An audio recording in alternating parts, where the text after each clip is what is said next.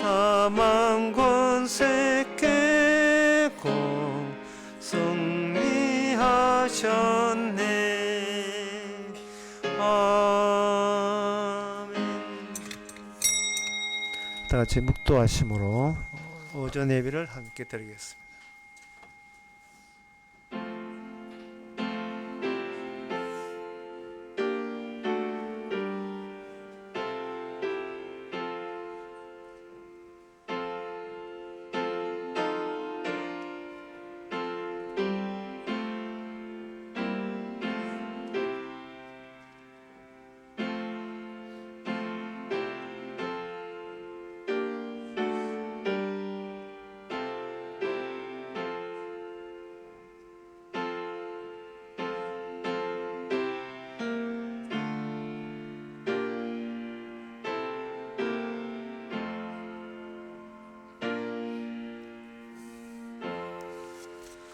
전능하사 천지를 만드신 하나님 아버지를 내가 믿사오며 그 외아들 우리 주 예수 그리스도를 믿사오니 이는 성령으로 잉태하사 동전 마리아에게 나시고 본디오 빌라도에게 고난을 받아사 십자가에 못 박혀 죽으시고 장사한 지 사흘 만에 죽은 자 가운데서 다시 살아나시며 하늘로서 전능하신 하나님의 편 앉아 계시다가 저에서 산 자와 죽은 자를 심판하러 오시리라.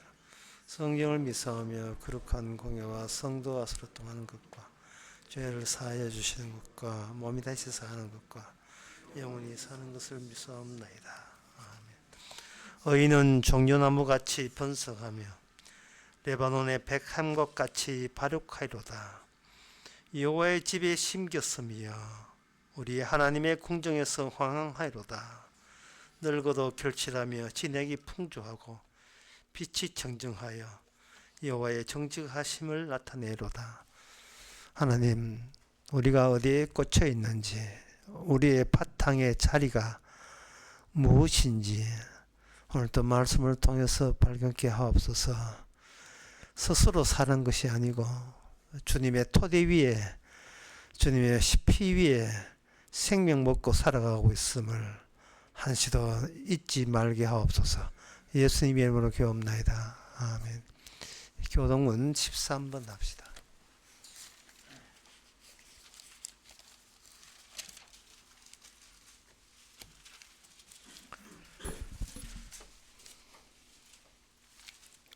내가 여호와를 항상 송축하며 그를 송축하며 내 입에 계속하리로다.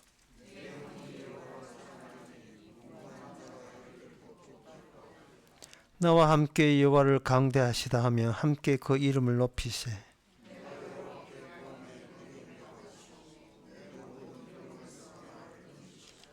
이 공고한 자가 부르짖음에 여호와께서 들으시고 그 모든 환난에서 구원하셨도다.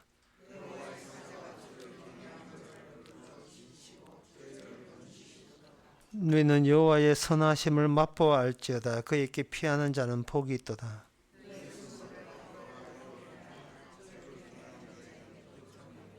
다 같이 합시다. 젊은 사자는 궁핍하여 줄일지라도 여호와를 찾는 자는 모든 고운 곳에 부족함이 없으리로다. 아멘. 자리에 앉으셔서 찬송가 200장 합시다.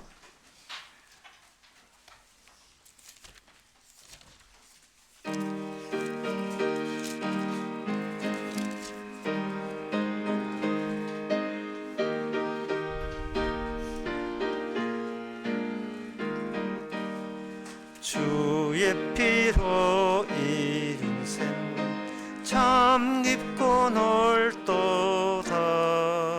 구원하는 그 신을 다 찬송할지라.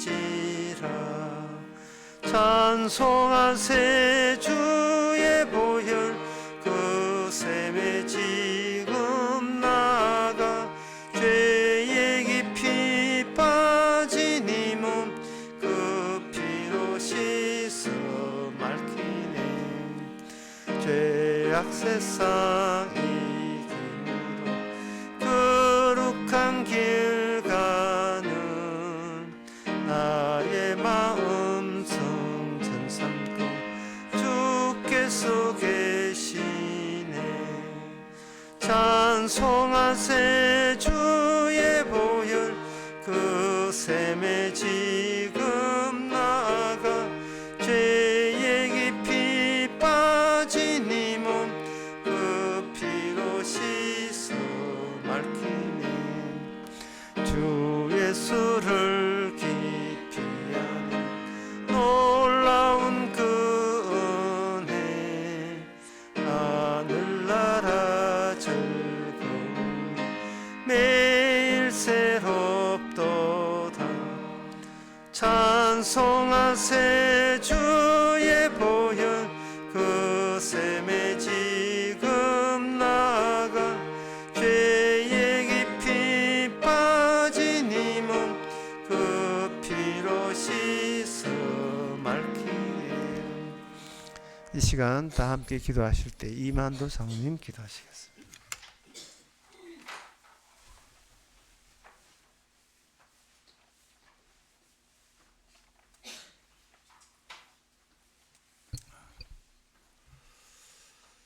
아버지 하나님, 저희들 삶을 늘 주관하고 계시는 주님께서 저희들에게 이익도 주시고 때로는 불이익의 삶도 주시는 주님, 그 주님도 지난날 이 땅의 죄인들을 구원하려고 하나님의 말씀을 전하다가 대제사장에게 붙들려 온갖 고초를 당하며 십자가의 길로 걸어가신 우리 주님, 그 제자 베드로는 지난날에 보리떡 5개와 물고기 2마리를 5,000명을 먹이시는 주님의 권능을 바라볼 때는 주님의 제자로 따라다니다가 나약한 주님을 볼 때는 나도 살아야 되겠다는 이러한 마음에 대제사장의 종이 너도 예수와 한 사람이지? 아닙니다. 예수와 한 당이잖아. 아니라고 계속 부인하면서 주님을 저주까지 하며 내 살기 위해서 도망가는 베드로. 그러나 새벽 딱이 올 때 지난날 주님이 한 말씀을 생각하며 눈물로 회개하는 베드로. 그 주님 지금도 저희들의 삶 가운데서 늘 나타나셔서 불이익도 주님이 주시는데 그 주님이 지금도 사흘 만에 다시 부활하셔서 저들 심령 가운데 찾아주셔서 때로는 어려움이 있더라도 좀 참지, 좀 기다릴 줄 알아야지 책망하시면서 그렇게 흥분하고 목소리를 높이며 주님이 하는 일에 달려드는 너희들 삶이라고 책망하시는 주님.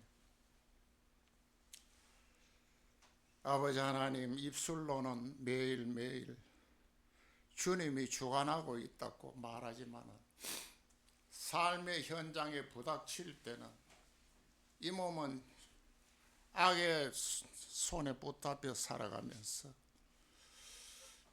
모든 것을 주님이 하는 일을 모르고 살아갑니다. 이익에도 감사할 줄 모르고 주님의 마음을 늘 아프게 살아가는 저희들 삶입니다. 주님께서 저희들 심령을 붙잡아 삶의 현장에서도 주님을 바라보는 저희들 삶 되게 하여 주시옵소서. 이 모든 말씀 우리 주 예수님의 이름으로 기도드립니다. 아멘.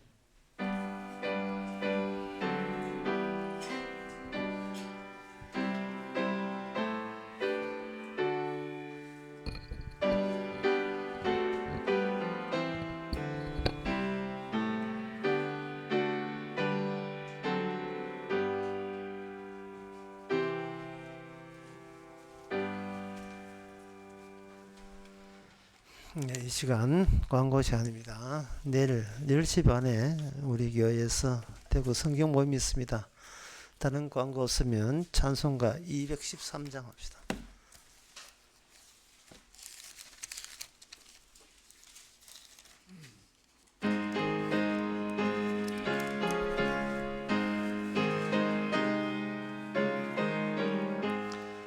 목보다도 더 검은 죄로 물든 네 마음 있는 보다 더 희게 깨끗하게 씻겼네. 주의 보혈 흐르는데 믿고 뛰어나가. 주의 은혜 내가 이루 깨끗하게 되었네. 모든 의심 걱정과 두려움이 사라져 슬픈 탄시 변하여 기쁜 찬송 되었네. 주의 보혈 흐르는데 믿고 뛰어나가. 주의 은혜 내가 이루 깨끗하게 되었네. 세상 부귀 영화와 즐겨하는 모든 것 주를 믿는 내게는 분도만도 못하다. 주의 보혈 흐르는데 믿고 뛰어나가. 주의 은혜 내가 이루 깨끗하게 되었네. 나의 모든 보배는 저 천국에 쌓였네. 나의 평생 자랑은 주의 십자가로다. 주의 보혈 흐르는데 믿고 뛰어나가. 주의 은혜 내가 이루 깨끗하게 되었네. 하나님의 말씀은 히브리서 2장 12절에서 13절까지입니다. 이르시되 내가 주의 이름을 내 형제들에게 선포하고 내가 주의 교회 중에서 찬송하리로다 하셨으며 또다시 내가 그를 의지하리라 하시고 또다시 볼지어다 나와 및 하나님께서 내게 주신 자녀라 하셨으니. 아멘. 오늘 본문에 그 구약에 관한 그런 내용들이 연이어 언급되고 있습니다. 구약에 언급된 내용, 내가 주의 이름을 형제들에게 선포하고 내가 주를 교회 중에서 찬송하라, 이 말은 시편 12편 22편 22절에 나온 말씀입니다. 그 다음에 내가 그를 의지하리라 것은 시편 18편 2절에 나오는 말씀이고, 그 다음에 볼지어다 나와 및 하나님께서 내게 주신 자녀라, 이거는 이사야 8장 18절에 나오는 이런 말씀입니다. 이 편지서, 이 히브리서 사도가 구약을 이렇게 언급하는 것은요, 이게 그 구약 내용 가운데 형제들이라는 말이 나오거든요. 근데 이 형제들이 라는 사람들이 이 신약 성경에는 이게 없습니다. 신약 성경에는 형제라는 것이 성립이 안 돼요. 그러면 어디에 있느냐? 이거는 예언 안에, 구약의 예언 안에 형제가 들어있어요. 말씀 안에 형제가 들어있습니다. 그것은 이 세상에서는 인간과 인간 사이에서는 나름대로의 단합하기 위한, 연결하기 위한 인간들의 언어들이 있죠. 그 안에는 그 하나님이 인정하시는 형제라는 것은 거기에서 성립될 수가 없습니다. 그 없는 형제를 그 예언된 대로, 구약에 예언된 대로 만들어내게 될 때, 없었는데 예언이 성취되면서 비로소 나타난 그 형제들이 천국의 백성이 됩니다. 그래서 이렇게 구약들을 언급을 한 거예요. 여기 그 12절에 나오는 내가 형제들에게 선포하고 할 때에 그 앞에 형제란 말 앞에 뭐가 있나? 내가 주의 이름을 내 형제들에게 선포한다 되어 있거든요. 이 형제들이 어떤 목적을 가지고 형제가 됐는데 그것은 주의 이름을 위하여 비로소 형제가 된다. 주의 이름을 위하여. 근데 그 주의 이름이 누구냐? 여기 히브리서 2장 9절에 보면 그 9장 10절에 보면 만물을 인하여 만물을 말미암은 자에게 만 아들을 이끌어 영광에 들어가게 하신 일인데 주를 고난으로 말미암아 온전케 하셨다. 그러니까 이 형제들을 위하여 그 주님이란 분이 죽음의 고난을 받으시게 되는 겁니다. 그 9절에 2장 9절에 나와요. 오직 우리는 천사보다 잠시 동안 못하게 하심은 죽음의 고난 받으심을 인하여 영광과 존귀에 관서신 예수를 보니. 그러니까 지금까지 제가 말씀드린 것을 이렇게 함축해 보면 뭐냐 하면 형제라는 것은 천국 갈 백성은 존재하지 않습니다. 존재하지 않는데 그 줄줄이 비엔나 소세지라는 게 여러분 아시죠? 연결되어 있는 거. 앞에 형제 중에 그 맞이가 되는 아들, 장자가 되시는 분이 죽었다가 고난을 받고 다시 사시게 되게 되면 그 장자, 맞이에 따라서 비로소 없었던 형제들이 계속해서 줄줄이 이어져 나오는 거예요. 없는데, 형제라는 게 없는데 계속 이어져 나오는 겁니다. 마치 기차놀이 하듯이 쭉 이어져 나와서 그 이어져 나온 사람들의 특징은 그렇게 예수님에서 있지를 못하고 그냥 바라보고 있는 사람과의 차이점은 뭐냐 하면은 그 형제들 특징은 12절에 나온 것처럼 주의 이름을 위해서 살아가는 사람, 주님의 고난받으신 주님의 이름 덕분에 살아가는 사람, 거기에 종속되고 매인 사람들을 형제라고 이야기합니다. 이것이 인간 세계에서는 이런 경우가 인간 세계에서는 인간들이 이렇게 형제가 될 수 없는 이유는 이야기하면서 12절 13절에 이 사도가 구약에 있는 예언을 언급하는 거예요. 예언을 언급한다는 것은 이 세상에는 없고 하나님이 기적적으로 행해야만 비로소 등장하는 자들이 바로 주님의 형제들이다 이 말입니다. 인간의 힘으로 형제 될 수 있는 어떤 권한이나 여건 그런 것은 인간 세계는 없다는 거죠.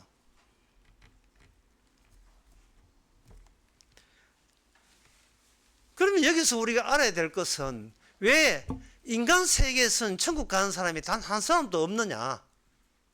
왜 없어야 되는가?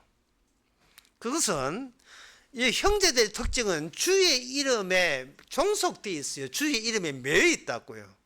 매여 있는데 이 세상의 모든 인간은 어디에 매여 있느냐 하면 자기 개인주의에 매여 있어요. 주의 이름 아니고 자기 이름에 매여 있어요. 자기 이름. 그래서 사람들이 모였다는 것은 개인주의 플러스 개인주의들이 모인 거예요.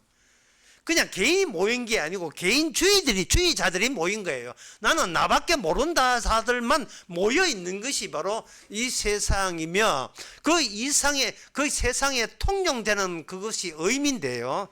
그들 사이에 있는 인간관계에 통용되는 의미는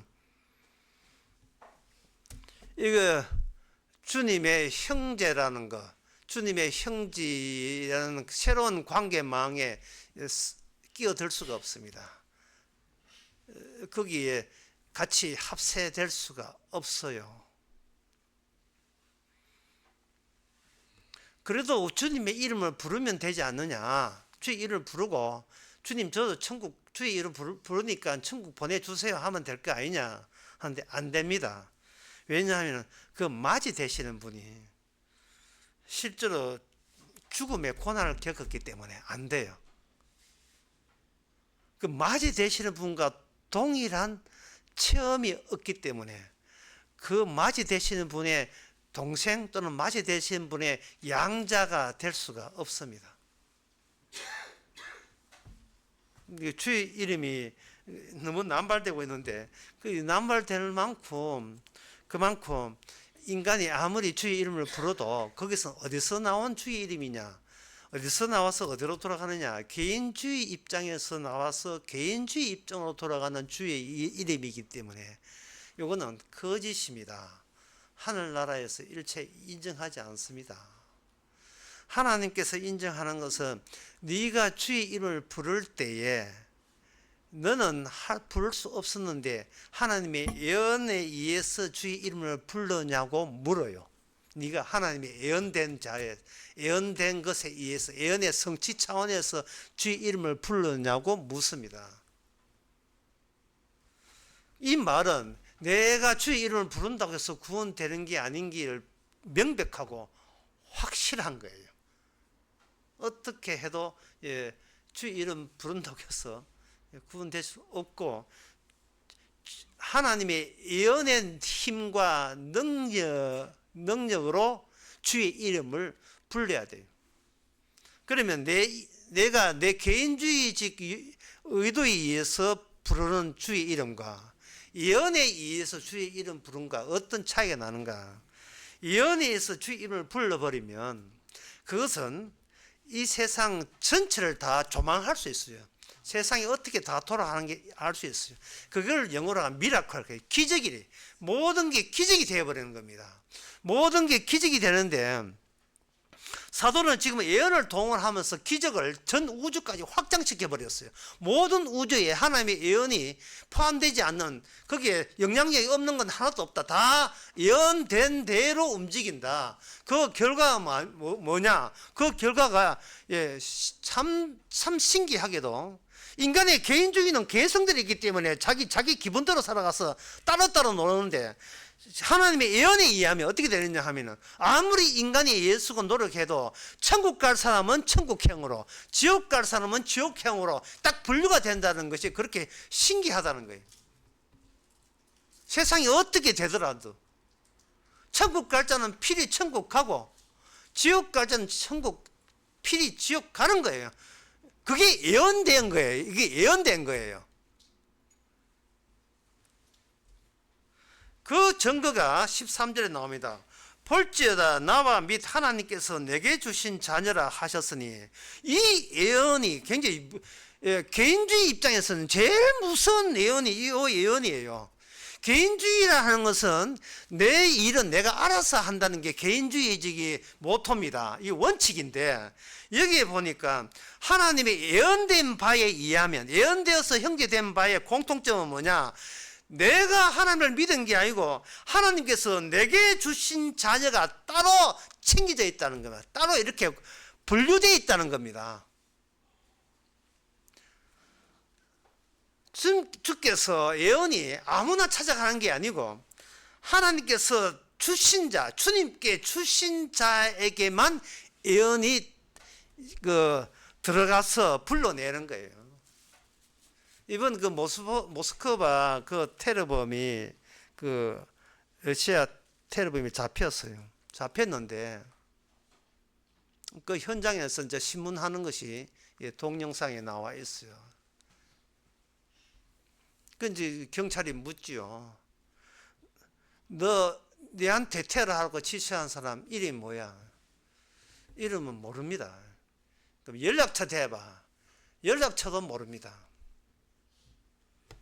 그러면 네가 왜 총 들고 이렇게 테러해서 그쪽에서 먼저 연락이 왔다는 거예요.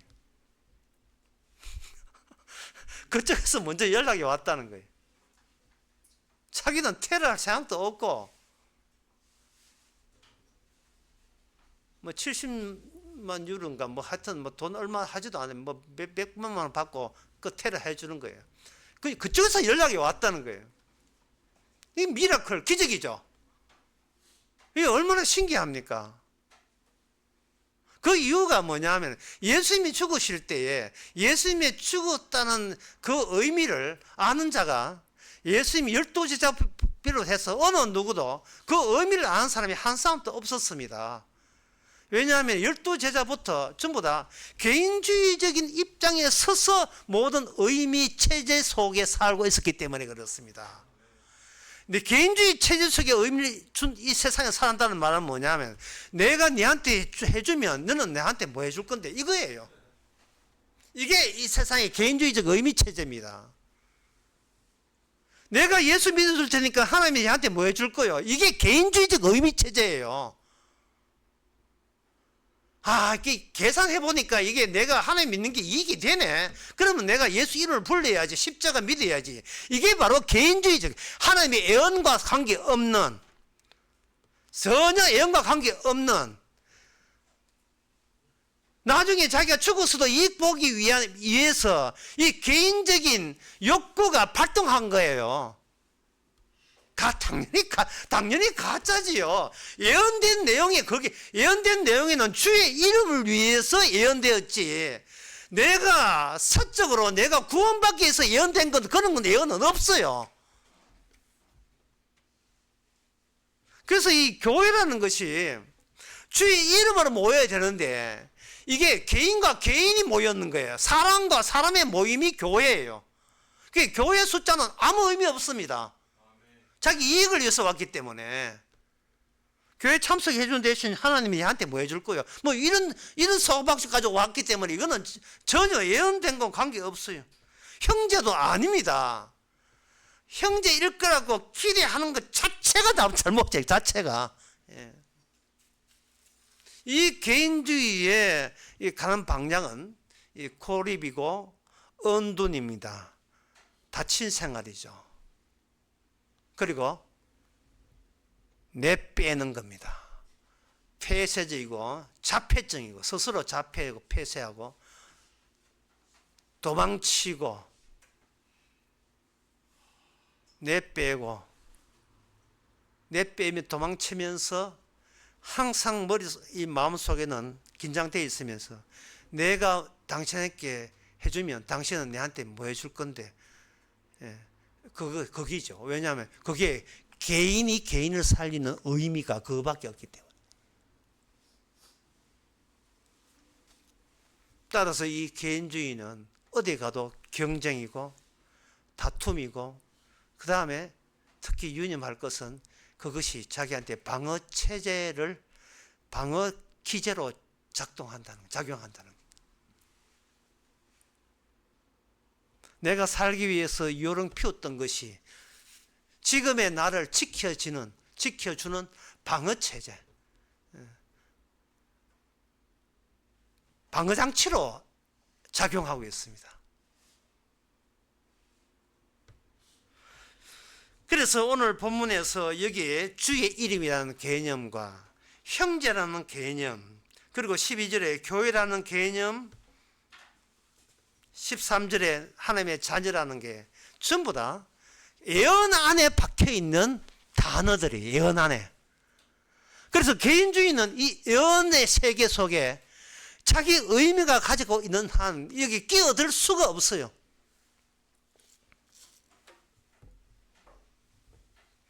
그러면 그 천국 간 사람은 어떻게 천국 가고 그럼 주님의 형제 된 사람은 어떻게 형제 되는가? 그것은 맞이 되시는 예수님의 본인의 역할이에요.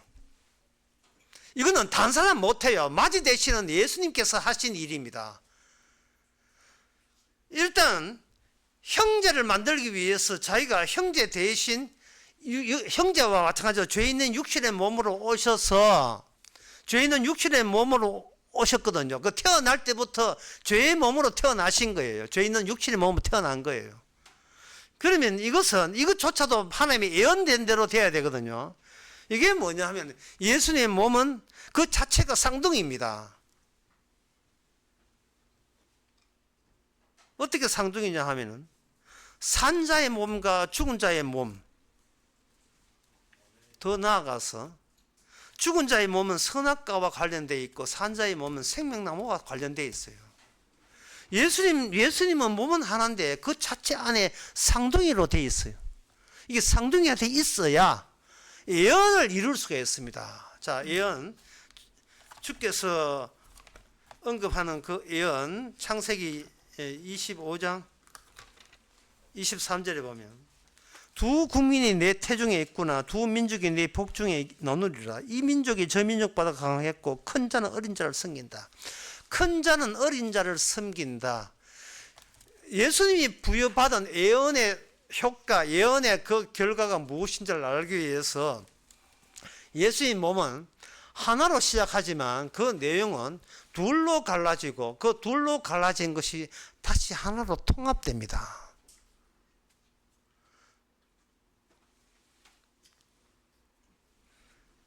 이 땅에 오셔서 예수님께서 죄의 몸으로 먼저 오셨어요.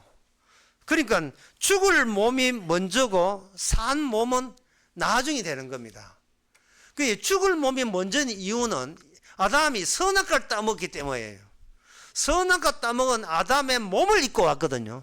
그러니까 그 선악과에게 주어졌던 하나님의 저주, 선악과 따먹으면 정령 저주받으리라 죽으리라 하는 그것이 장렬하는 그 몸으로부터 시작하는 겁니다. 그리고 난 뒤에 예수님의 몸 안에서 이것이 뭐냐? 생명나무의 몸으로 전환돼요. 그 절차가 완료가 돼야 되고 그것이 예수님의 많은 형제들 중에 마지라는 마지라는 위치에서 그것을 성취시켜야 그 예수님이 홀로 이루시던 그 결과물이 형제라는 것을 생산할 수 있는 토대가 되고 근거가 되는 거예요.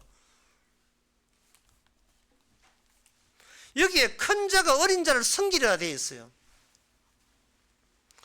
왜 에서와 야곱 가운데서 어차피 야곱이 맞이가 될 것 같으면 그 처음부터 야곱을 먼저 태어나게 하든지 아니면 먼저 태어난 자를 야곱이라고 이름하면 되는데 의도적으로 하나님께서는 먼저 태어난 에서를 저주받는 자로서 태어나게 만들어 버렸어요.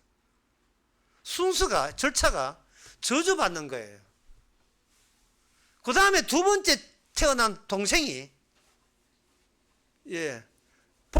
하나님께 사랑받는 자, 복받는 자가 돼요. 로마서 9장에 에서와 야곱이 태어나기 전에 하나는 미움받고 하나는 사랑받는다 했잖아요.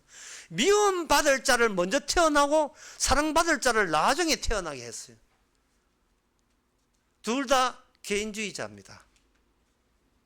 육의 몸에서 태어났으니까 개인주의 입장에 태어났으니까 그 태어난 아버지 밑에 자식도 개인주의 자기밖에 몰라요.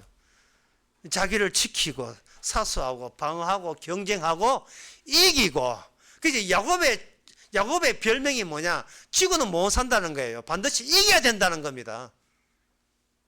이게 육의 몸이죠. 그래서 이게 하는 법이 어처구니 없는 거예요. 왜? 자기밖에 모르는 이겨야 된다 해놓고는 감히 어디를 넘보냐 하면은 주님의 천국 백성을 넘보고 있는 거예요. 이게 말이 안 되죠.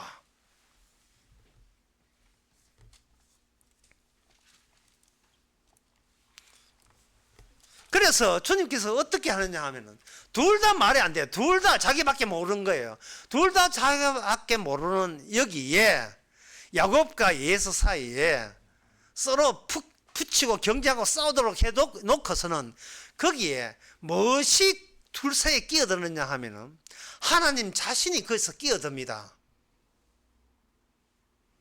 하나님 자신이 끼어드는 것이 바로 야복 강가에서 야곱과 하나님이 씨름하는 거예요. 경쟁하고 투쟁하고 씨름하고 지구는 못 산다. 나 필히 이겨야 되겠다. 이기는 자가 천국 간다. 뭐 이런 의식이겠지요. 복 받는다. 그런데 거기서 누가 지고 누가 이기느냐 하면 야곱이 이겨요. 그리고 누가 지느냐? 하나님이 인간에게 집니다. 져요.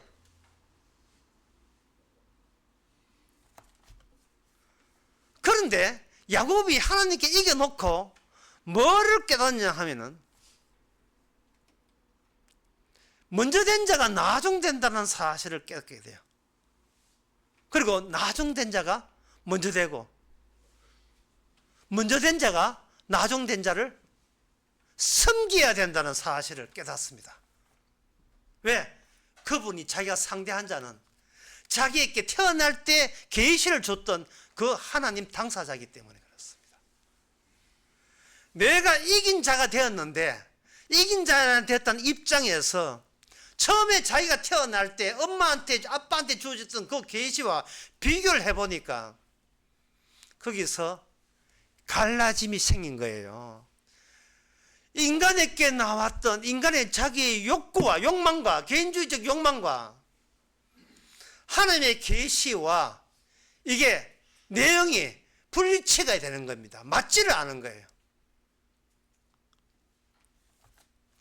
여기서 야곱은 자신의 죽음이 나는 내가 살아있는 그 자체로 하나님 보시기에 하나님의 뜻과 끊어진 상태인 것을 받아들입니다. 나는 죽은 자였습니다. 나는 죽은 자였어요.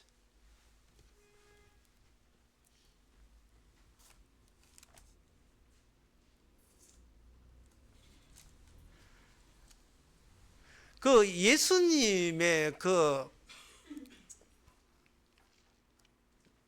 부활이라는 것은 이미 모든 버려진 상황에서 전체적으로 조망한다고 제가 말씀드렸잖아요. 예수님의 부활이. 그래서 주님의 영을 받아서 성령을 받게 되면 이미 그 부활 상태에 놓여 있게 돼요. 예수님의 성령을 받게 된 자가 모든 일에 범사에 감사하고 모든 것이 기적 아닌 것이 없는 이유는 자기하고 관계없이 벌어진 일이기 때문에 그렇습니다. 자기의 예성과 관계없이.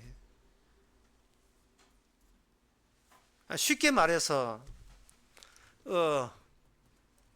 그 인간에게 그 믿음이라는 게 뭐냐 하면은 믿음이라는 것은 자기가 이미 죽고 난 뒤에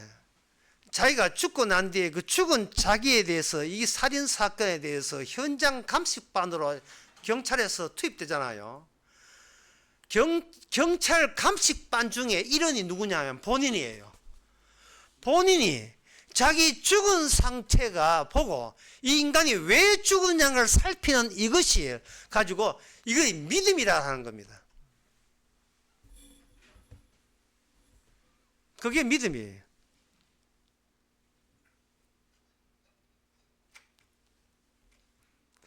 그러니까 성령이 왔다는 말은 부활하신 분의 영이 왔다는 말은 예수님 빼놓고는 모든 인간은 죽은 자라는 것을 분명히 하는 거예요. 그래서 성도는 죽고 난 뒤에 아직 경험하지 않은 남은 과거를 미래에 접하는 것. 그게 성도의 남은 생활입니다.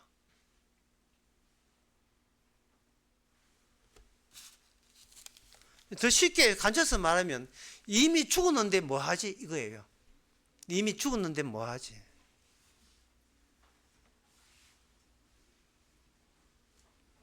죽었다가 주님이 의해서 살아났기 때문에 비로소 내가 왜 꼭 죽어야 될 이유를 알고 내가 뭘 해도 뭐든지 해도 그게 죄가 되어야 될 이유를 전체적으로 조망할 수 있는 것, 이게 바로 믿음이고 이게 범사에 기뻐하고 감사하고 미러클 모든 게 기적 아닌 게 없이 된 거예요. 인간은 왜 죽어야 되는가? 개인주의 때문에. 개인주의 때문에. 이 개인주의에서 인간이 못 벗어납니다. 교회 성경을 봐도 개인적으로 봐요. 예언으로 보지 않아요. 예언은 누구 몫이냐 하면은 죽었다가 살아신 예수님 몫이에요. 형제 되고 형제 안 되고 지옥 가고 천국 가고 하는 그것은 주께서 어떻게 하냐면 일단 모든 인간을 죽여놓고 일방적으로 천국 갈 사람은 천국 보내고 지옥 갈 사람은 지옥 보내는 거예요. 이게 성도한테는, 성령 받는 성도한테는 그렇게 즐거운 일이에요. 이게 즐겁고 고맙고 감사하고 기쁜 일이에요.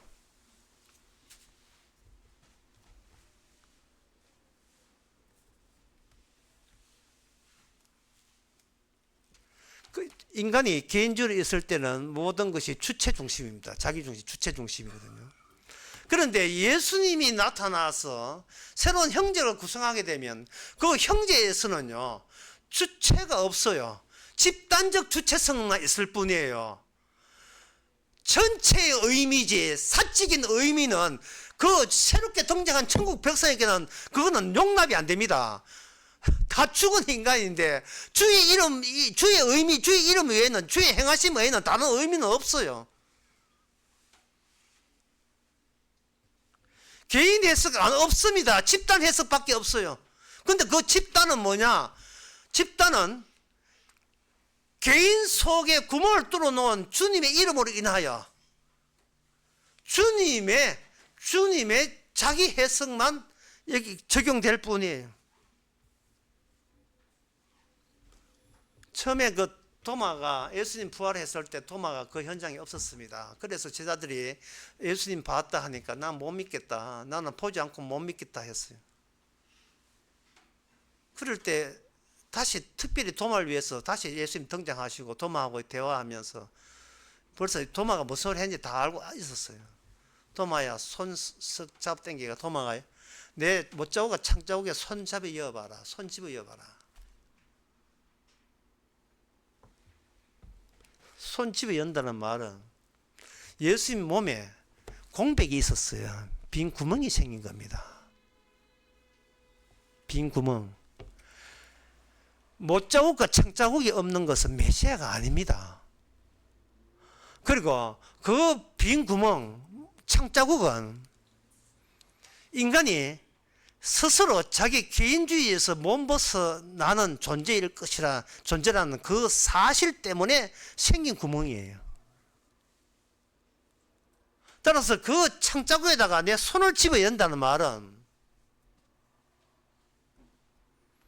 개인이 개인적으로 완전과 완전함을 추구하기 위해서, 나 개인적인 추구하기 위해서 나에게 있는 어떤 공백을 스스로 메우는 이 작업을 하나님께서 일체 예언된 걸로 인정하지 않는다는 뜻입니다. 너는 나에게 종속되어야 되지. 형제라는 새로운 관계 망 속에 네가 끼어들어야지. 네가 따로 자기 자신의 개인적인 거로 자기가 구원받기 위해서 온갖 성령의 모든 의미를 자기한테 끌어당겨서 구원받고자 하는 것은 하나님께서는 이거는 인정하지 않은 거예요. 거기에 그 믿음을 막는 것이 뭐냐? 지식입니다.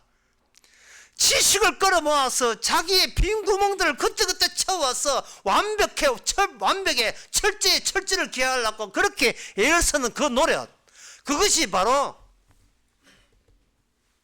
주님을 십자가 죽게 만든 그 작당들이죠.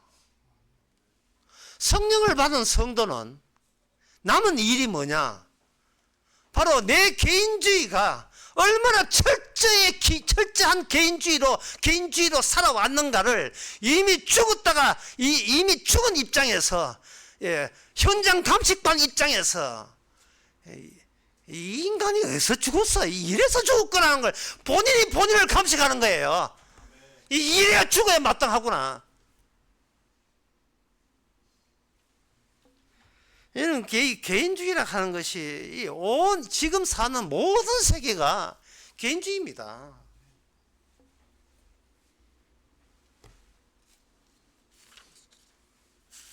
네, 드라마에도 이런 개인주의가 만연해 있는데요.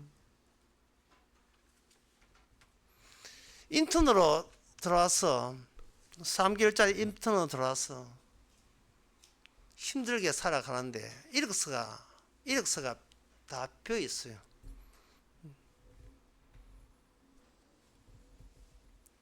정당방위로 어쩔 수 없이 그 20대 초반의 아가씨가 정당방위로 싸우다가 사람 죽여가지고 살인죄를 했지만 재판에서 무죄 받아가지고 이제 아무 자기 도와준 사람 없어서 혼자서 자기가 어떻게 버티고 살아야 될 내용칸세 살아야 하기 때문에 취직을 했는데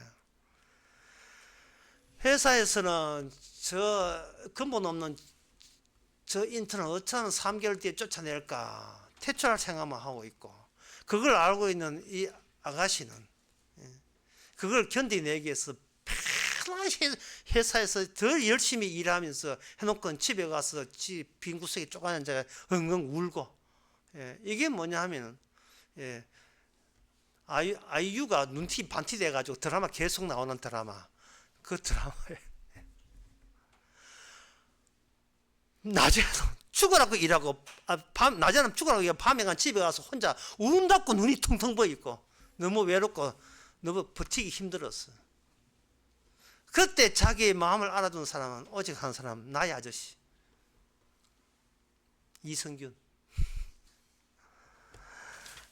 그 드라마의 주제가 가사에 보면 이런 게 나옵니다. 아플 만큼 아팠다 생각했는데 아직도 한참 남은가 봐. 이 넓은 세상에 혼자인 것처럼 아무도 내 마음을 보려 하지 않고 아무도 눈을 감아보면 내게 보이는 내 모습 스스로 자기한테 격려하는 게 지치지 말고 잠시 멈춰라고 깰 것 같지 않은 짙은 나의 어둠은 나를 버리면 모든 것이 깰 거라고 언제쯤 한 번쯤 따스한 핵실이 내릴까 나는 내가 되고 별은 영원히 빛나고 잠들지 않는 꿈을 꾸고 있어 바보 같은 나는 내가 될 수 없다는 걸 눈을 뜨고야 그걸 알게 됐죠. 손디아가 불렀던 어른이라는 노래 가사예요. 이 가사에 모든 인간이 동감할 수밖에 없어요. 동감합니다. 내가 나를 지키지 않으면 아무도 지켜주지 않는 세상에 이 세상에 개인주의가 하고 싶어서가 아니라 개인주의 아니면 살 길이 없어요. 왜? 나는 내가 돼야 되니까. 나는 내가 돼야 돼요.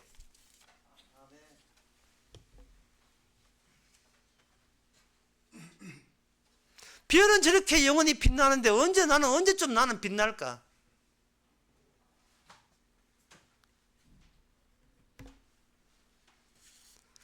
그러니까 만약에 그 아가씨가 교회 나왔다면 마찬가지예요. 교회 나와도 마찬가지예요. 하나님 언제 쟤는 안정적인 생활을 할 수 있겠습니까? 언제 나의 아저씨 착한 아저씨 그런 사람을 언제쯤 만날 수 있습니까? 내 마음을 알아주는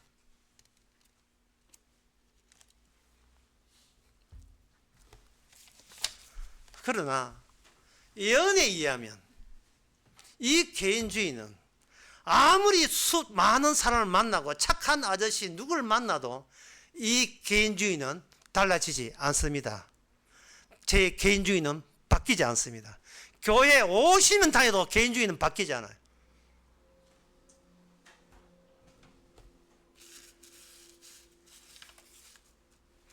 내한테 가족이 있었으면 내가 이렇게 힘들지 않은데 이렇게 하죠.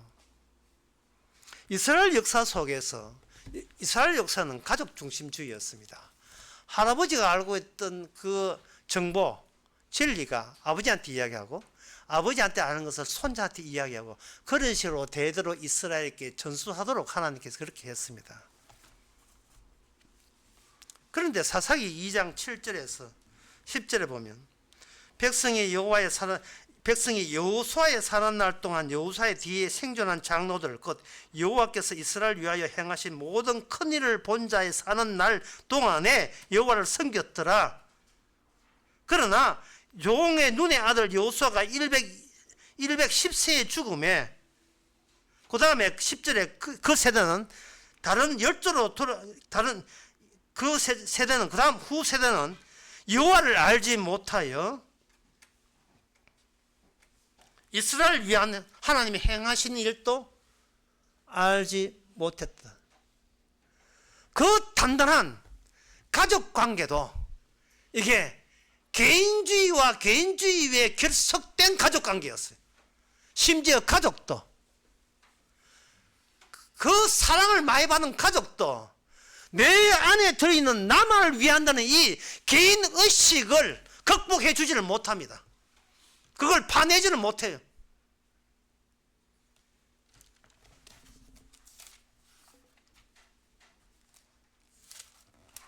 그래서 이 사사기에 들어오면서 여호수아가 죽고 벌써 하나님의 애굽 출애굽 이런 아는 사람 다 죽고 하나님의 말씀을 신주같이 이렇게 모시고 전했던 그 말씀 그 어른도 다 죽어버려요. 다 돌아가셨어요.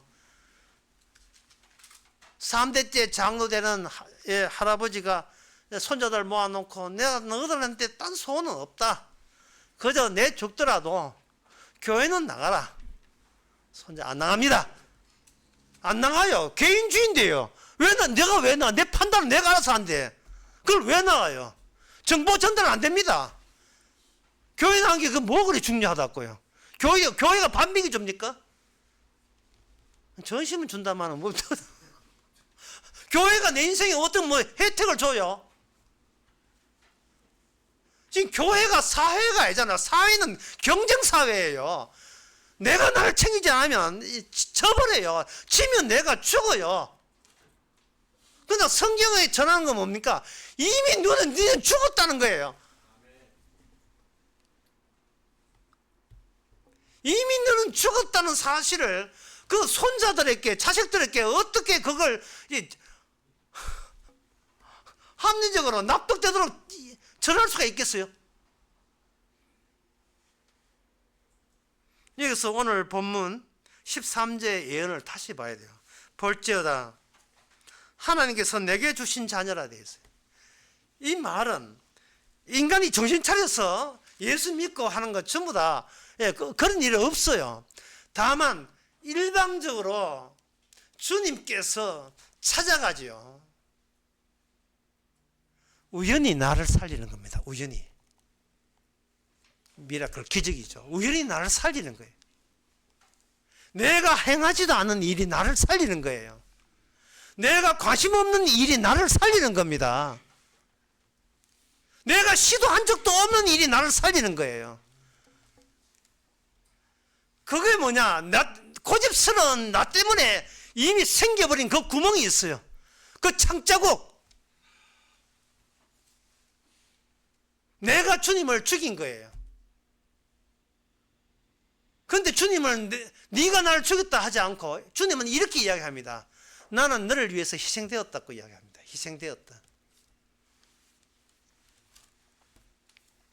성도는 내가 하지 않은 희생에 참여하는 자예요. 사사기 내내 인간은 어떤 식으로 살아갔는지 사사기 제일 마지막에 이런 말씀 나옵니다. 제일 마지막 기절에 그때 이스라엘에 왕이 없으므로 사람이 각각 그 소견에 옳은 대로 행하였더라. 사람이 자기 소견대로 행했더라. 자기 하고 싶은 행했더라. 이 본문만 보게 되면 사람이 자기 소견대로 행했으면 자기의 제대로 판단하면 또 제대로 된 일을 또 할 수 있겠네 라는 이런 오해를 할 수가 있는데 이 자기 소견대로 행했다는 그 정례, 그 사례가 사사기 17장 6절에 나옵니다. 17장 6절에 나옵니다.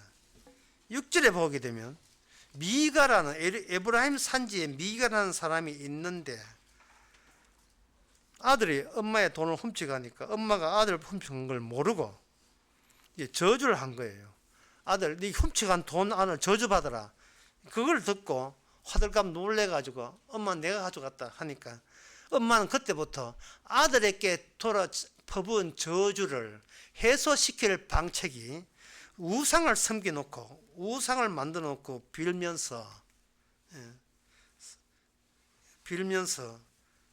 그리고 그 아들을 위해서 제사장까지 취업을 시켜가지고 어디 신학생 취업시켜가지고 하는 일이 뭐냐, 아들에게 내가 무심코 퍼부은 저주를 이렇게 없애주는 역할만 해주면 니한테 성과급 줄게, 이런 일을 벌리면서 6절에 그때는 이스라엘 왕이 없으므로 사람이 자기 소견에 오른 대로 행했더라 이래 됐어요. 인간이 자기 옳다는 말은 개인주의적인 것에 철저하고 또 철저했다는 거예요. 그 당시에. 그런데 이거는 이스라엘 자체가 이미 희생이라는, 유월절 희생이라는 그 정보는 이미 날아가 버렸어요. 날아갔음에도 불구하고 이스라엘은 끈끈이 이어졌어요. 그 중에 하나가 바로 입다의 딸이 죽어요. 입다라는 이 깡패가 나라가 이렇게 갑자기 어려워지니까 힘 좀 깨나 서는 깡패 두목을, 깽단 두목을 그 이스라엘 장로들이, 연장자들이 해가지고 개인주의적으로 거래를 했어요. 네가 우리한테 뭐 해주면 우리가 네한테 뭐 해줄게 이래 된 거예요. 이게 개인주의적인 원칙이에요. 손해보는 일은 안 합니다. 인간은 하나님이 됐든 누굴 상대로 손해보는 일은 안 해요. 내 행동이 나를 살려야 되니까 그런 거예요. 내 행동이, 내 행함이. 네 만약에 그 적들 물리치면 우리나라 네 깡패 두목 하지 말고 우리나라 대통령 시켜줄게 이래 된 거예요. 그래서 입단한 깡패가 이참에 잘됐다 신났다 이래가지고, 안 그래도 신분이 안 좋아가지고 신분 세탁 좀 하고 이래가지고 하려고 하면서 객기를 부린 겁니다. 오 신이시여 나를 도와준다면 제가 성례하고 갈 때 제일 먼저 나오는 것을 제물로 바치겠습니다. 소가 나오면 소를 바치고, 닭이 나오면 닭 바치고, 돼지 나오면 돼지 바치고, 뭐 하여튼 다 바치겠습니다. 그런데 그 안에 자기 딸이 먼저 나온다는 것은 생각 못했어요. 이따가 성례하고 기분 좋아가지고 나는 대통령 됐다 왕 됐다가 좋다 하니까, 그것도 하나밖에 없는 딸, 그것도 시집도 안 간 딸이 튀어나왔을 때 입다는 비로소 사태를 파악합니다. 이스라엘 나라에 이게 구멍이 생긴 거예요. 의미가 온전치 않은 거예요. 다시 말해서 무의미가 침투한 겁니다. 개인주의적 입장에서 나한테 의미가 되기 때문에 나는 살아가는데 사적으로 아무 의미가 되지 않는 게 이게 쑥 들어온 거예요. 자기 인생에. 그것도 희생의 모습으로. 성도가 주님의 형제가 된다는 것은 내가 예상치도 않는데 십자가, 네 때문에 내가 죽었다는 십자가가 훅 들어온 거예요. 내 인생에. 너는 네밖에 모르는 네 인생에 내가 훅 치고 들어온 거예요. 솔직히 우리는 소위 나한테 의미 있게 살아가는 모든 것이 전혀 하나님 앞에 의미 없다는 것이 발각되죠. 남한테 안질려갖고 시기하고 질투하고 경쟁하고 싸우고, 내가 살아남기 위해서 죽도록 일하고 집에서는 외로워서 훌쩍 울고, 다음에 내일 아침에 또 눈 퉁퉁 부어가지고 또 출근하고, 그저 착한 아저씨나 하고 착한 아저씨 이승균한테 아저씨는 참 착하다 이렇게 생각했는데 아저씨 음성이 듣고 싶어서 도청을 해보니까 이승균은 저 집에 갔다 우네요. 제 아들 마누라 바람 나가지고 또 울고. 그러니까 이거는 뭐냐, 동병상린, 똑같은 병을 갖고 있는 두 개의 아픔의 두 개인주의가 서로 동정하면서 만나는 거예요. 인간관계가 그게 한계입니다. 너도 아프냐? 나도 아프다. 아픔으로 서로 정을 나누고 결속을 하죠. 그러나 그것은 주님의 형제가 아닙니다. 그냥 인간관계죠. 개인주의와 개인주의 만남, 인간 대 인간의 만남입니다.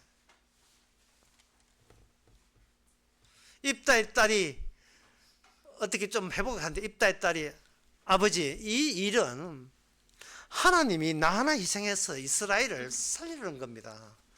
아버지는 저 주인 나라에서 힘으로 살렸죠.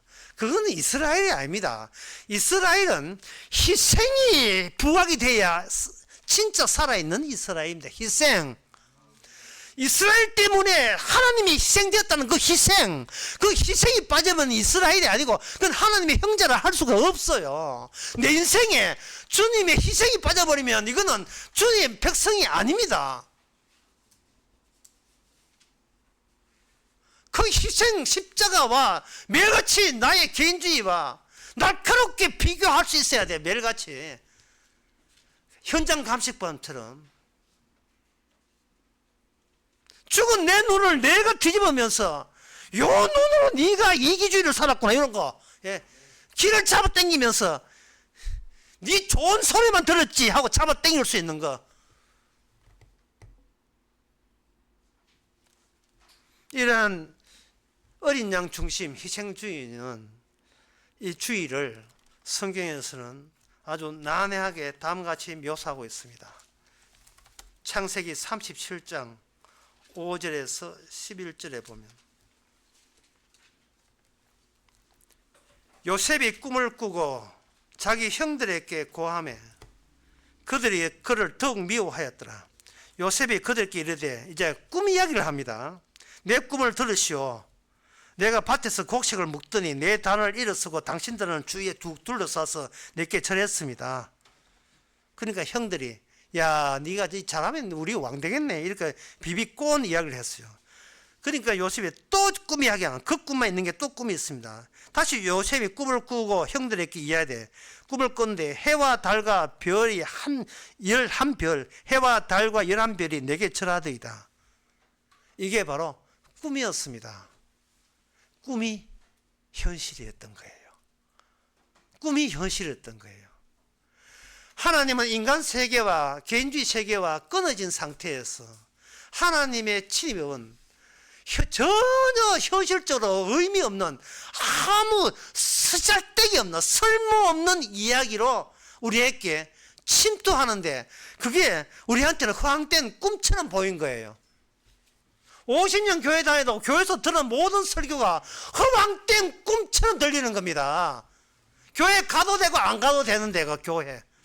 중요한 것은 내 몸이 중요하고 내가 살아낸 현실이 이게 소중하지. 버텨낸 내 인생이 중요한 거예요. 이런 내 인생을 무의미하다, 쓰잘데기 없다, 개꿈이다, 누가 그래? 누가 그래? 우리는 그런 식으로 주님의 십자가를 욕했습니다. 제가 어느 강의 때 했는지 설교했는지 잘 기억이 안 나는데요. 진짜 수요일날 설교하는 것 같아요. 주님께서 눈에 보이는 식으로 기적을 행할 때는 쟤들 다 떠나고 난 뒤에 본격적으로 복음을 전할 때는요, 주님이 없어졌어요. 보이지 않아요. 보이지 않은데 기적적으로 복음이 전파됩니다. 이게 미라클이에요. 복음 믿는 거 누가 못 믿습니까? 물 걷는 거 누가 못 봐요? 그런데 그냥 말 예언만 있어요. 복음만 있고 예수님이 안 보여요. 안 보이는데, 안 보이니까 죽은 자거든요. 그 죽은 자를 위해서 모든 걸 바친다. 이거 미친 거 아니에요? 이게 비현실주의자 아닙니까? 사도 바울은 사도 바울도 아주 그것을 굉장히 신기하게 이야기하고 그걸 성경에 표현을 해놨습니다. 사도 바울이 형제라는 것을 어느 정도로 형제라 하면 갈라디아서 4장 6절에서 보면 이런 말씀, 16절에 이런 말씀 나옵니다. 15절에 너희의 복이 지금 어디 있느냐? 내가 너희에게 증거하노니 너희가 할 수만 있었다면 너희의 눈이라도 빼어 나에게 주었으리라. 너희의 눈이라도 나에게 빼어 주었을 것이다. 형제가 어느 정도냐 하면은 사도님 복음 전하는데 제 눈 빼가세요. 이게 형제의 관계예요. 내가 주면 뭐 줄 겁냐 이런 거 없어요. 이미 자기는 죽은 자예요. 빌립보서 2장 29절에 이런 말을 합니다. 이러므로 너희가 주 안에서 모든 기쁨으로 저를 영접하고 이와 같은 자에게 존귀 여기라. 저가 그리스도의 일을 하기 위해서 죽기에 이르러도 자기 목숨을 돌아보지 아니한 것. 요 수준이 형제와 형제 사이의 수준입니다. 이 형제 사이의 수준은 주인공이 주체가 예수님 뿐이기 때문에 사적으로 개인주의적으로 하나님 제가 눈 빼주면 제 목숨 바치면 주께 뭐 주실 겁니까? 이런 게 성립이 안 돼요.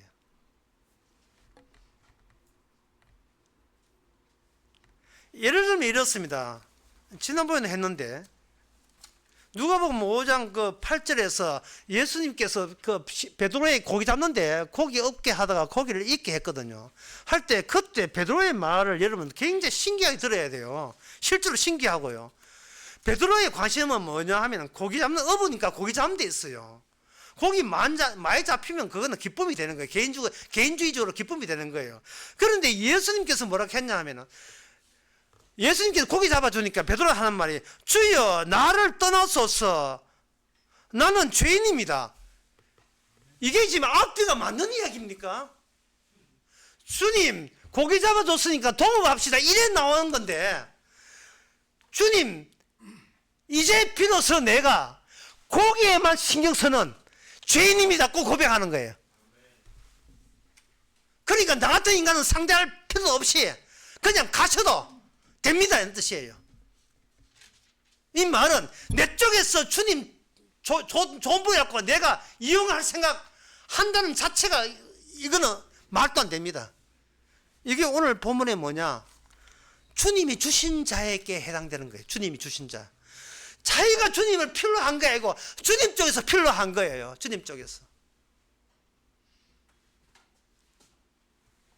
전에 그 터키 대지진이 일어났을 때 제가 굉장히 인상 깊었던 구조 현장을 제가 본 적이 있습니다. 한 6살 먼 소녀 같아요. 소년인데 이틀을 그 완전히 뭉개져 버린 철근 콘크리트 뭉개져 안에 이틀 동안 있었어요. 있으니까 구조반이 이제 포기하자 하다 그래도 한번 찾아봐야지 해가지고 보니까 소녀가 이래 있었어요. 그때 소녀하고 구조반이 눈을 딱 마주칠 때 소녀가 6살 먹은 소녀가 이런 이야기 했어요. 아저씨 혹시 저를 구해 주시면 제가 아저씨에서 뭐든지 할게요. 그게 왜 이거 충격이냐 하면은 그 순간 굉장히 공손한 거예요. 굉장히 공손했던 겁니다. 자기가 이제 살아야 되겠다는 걸 본능적으로 직감해서 이제 진짜 중요한 건 사는 게 중요하지. 그 아저씨가 나한테 어떤 나중에 해꾸지 하는 그런 거 지금 해꾸지 해도 괜찮아. 사는 게 중요하다고 생각해서 공손함을 준 거예요. 그게 바로 개인주의와 개인주의의 만남의 극치입니다. 아주 감동적인 개인주의의 만남의 순간이에요. 그런데 마가복음 5장 41절은 그렇지 않습니다. 똑같은 소녀가 나오는데 그 소녀는 이미 죽었어요. 죽고 난 뒤에 주님이 뭐라고 하면 달리다고 소녀야 일어나라고 일방적으로 손을 잡고 일방적으로 끄잡아 당겨요. 그러니까 개인적인 공손함도 주께서 우리 죽음에 같이 묻혀야 돼요. 주님이라는 상황과 정성도 다 묻혀버려야 돼요. 주님 구원하시면 제가 잘하겠습니다. 그것도 개인주의적 사고방식, 그것도 묻혀버려야 돼요.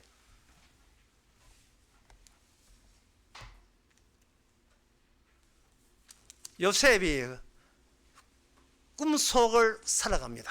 그게 시편 105편에 나옵니다.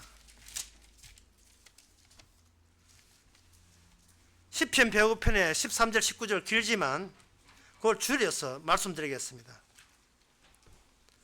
이스라엘을 하나님께서 의도적으로 이방 민족에게 나그네 되게 하시면서 18, 19절에 한 사람을 앞서 보내시며 요셉이 종으로 팔렸도다. 그 발에 착고가 상하며 그 발에 쇠사슬을 메었으니 곧 여호와의 말씀이 응할 때까지라. 그 말씀이 단련하였도다. 이 요셉이 나중에 12지파의 장자가 됩니다. 마지가 됩니다. 마지는 철딱선이 없는 자를 전제로 해서 먼저 자기가 꿈속에서 꿈속의 계시의 예언의 세계 속에 먼저 살아요. 말씀이 그를 지배합니다.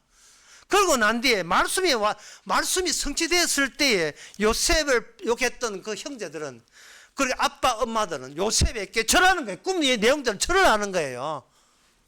종속되는 겁니다.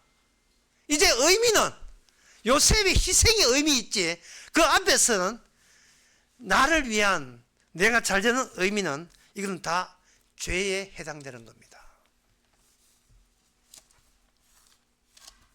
바로 이러한 것을 위하여 갈라디아서 4장 6절에 율법을 주어졌고 그 율법 아래 있는 자를 속량하시고 다음 같은 말씀이 있습니다. 너희가 아들인 거로 하나님이 그 아들의 영을 우리에게 부어줘서 아버지라 부른다. 이 형제라는 새로운 관계망 속에서 예수님과 더불어서 주님의 의미로만 살아가는 것, 죄 용서, 죄 사함을 받은 상태에서 살아가는 거예요. 로마서 8장 29절에 하나님이 미리 아신 그들로 또한 그 아들의 형상을 본받게 하기 위해서 미리 정하셨으니 이는 그로 많은 형제 중에 맏아들이 되게 하심이라. 그러니까 맏아들과 양자의 결합체가 하나 예언된 예수님의 형제들입니다. 끝으로 요한복음 17장 9절하고 마치겠습니다. 요한복음 17장 9절에 내가 저를 위해서 비옵나니 내가 비옵는 것은 세상을 위함이 아니요 내게 주신 자들을 위함이다. 내게 주신 자를 위함이다. 아무나 찾아간 게 아니고 그냥 일반적으로 우연히 찾아온 거예요. 연락처도 없고 이름도 없어요. 그냥 찾아오니까 비로소 연락처를 알고 비로소 이름을 알게 된 겁니다. 내 쪽에서 먼저 찾아가지 않았어요. 그래서 마태복음 그 18장에도 그런 말씀 나오죠. 두세 사람이 내 이름만 있어도 그것이 바로 천국이라고. 모든 일이 미라클, 기적입니다. 모든 일이 감사할 것 뿐입니다. 세상 버리고 꿈같은 요셉처럼 꿈같은 희생을 다 이룬 그 세계 속에 저와 여러분들이 같이 형제로서 살기를 바랍니다. 기도하겠습니다. 하나님 아버지, 하나님이 홀로 하신 일이었습니다. 야곱처럼 복 받기 위해서 복 받은 티내다가 하나님과 싸웠던 것을 생각하고 비로소 내가 죽은 자에 불과한 것을 안 것처럼 우리도 우리 자신을 이미 죽은 자로 보고 죽은 다음에 뭐 할 것만 생각할 수 있는 저희들 되게 하옵소서. 예수님의 이름으로 기도합니다. 아멘. 찬송가 460장 합시다.